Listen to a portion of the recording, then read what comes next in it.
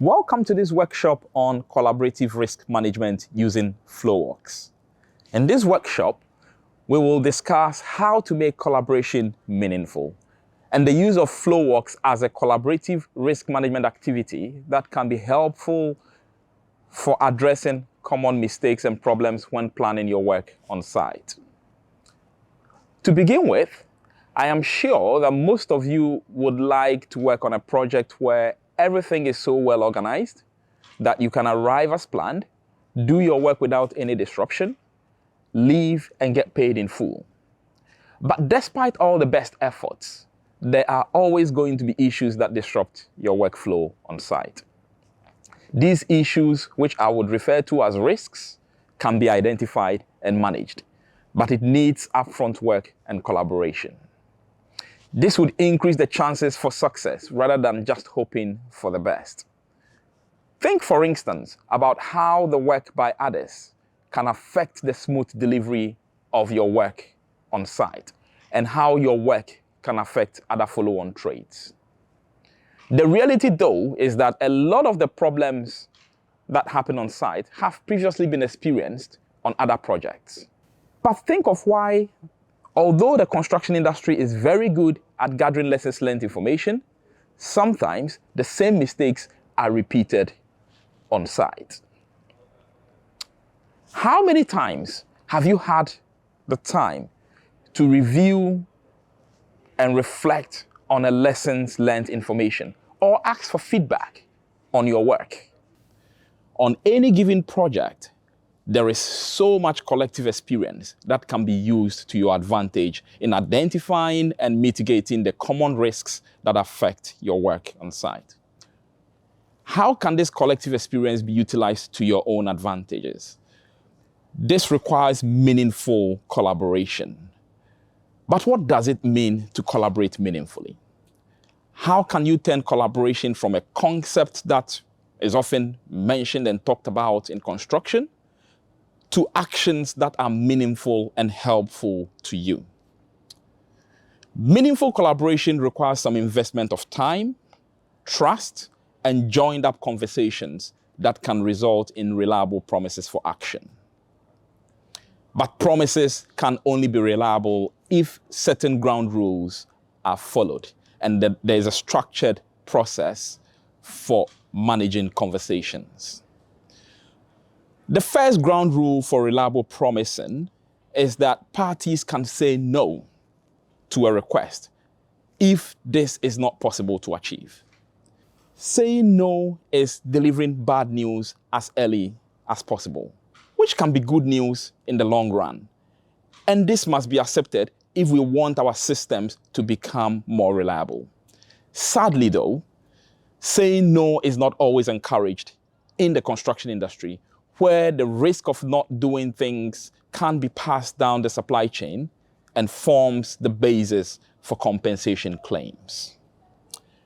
Ground rule 2 is for everyone to be honest about their competence or access to the required competence.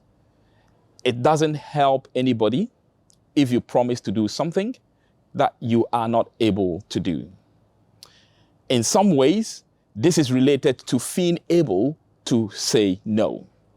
It is normal in construction for people to be fearful of saying no, and so agreeing to do things when they may not really be capable. Ground rule 3 is for the one promising to be able to properly assess how long the task will take. If it is not possible to assess time, then the commitment needs to be conditional and hence is no longer reliable.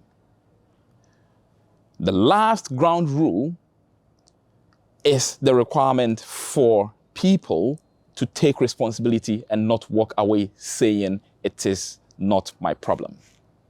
Most of what we mean here is the small things that get overlooked in the handover between trades, such as picking up dropped off and discarded materials, to more considerate things such as leaving a small quantity of paint or caulking for the next trade to touch up with. If proper conversations between trades are being had around the completion of tasks, these little things that eat up time later in the project as snags can be avoided. These ground rules help parties to make reliable promises through acts of conversation. Various parties on a construction project do not always talk to each other. Unless a special effort is made through structured processes when preparing the project master plan or the short-term plan or doing daily briefings, these conversations don't happen. And the flow of work is disjointed and unpredictable. This is where the flow work activity comes in handy as a collaborative activity that can support conversations, which then lead to reliable promises about your work and any risks to flow on site. The flow work is a structured, collaborative risk management activity that can be used as part of planning to help pull together your collective experiences through conversations about risks that can affect you individually. The flow work involves analysis of things that can go wrong with your work in relation to categories of constraints to work, which are either information related, the equipment that are needed, materials, people, prior activity, external conditions, safe space, and a shared understanding amongst everybody connected to the project.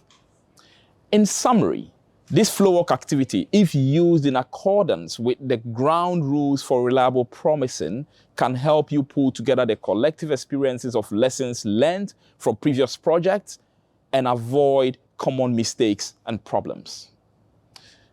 This focus on flow also increases the chances of moving from a just-in-case situation to just-in-time with all the right things in the right place, at the right time, in the right quantity, without defects.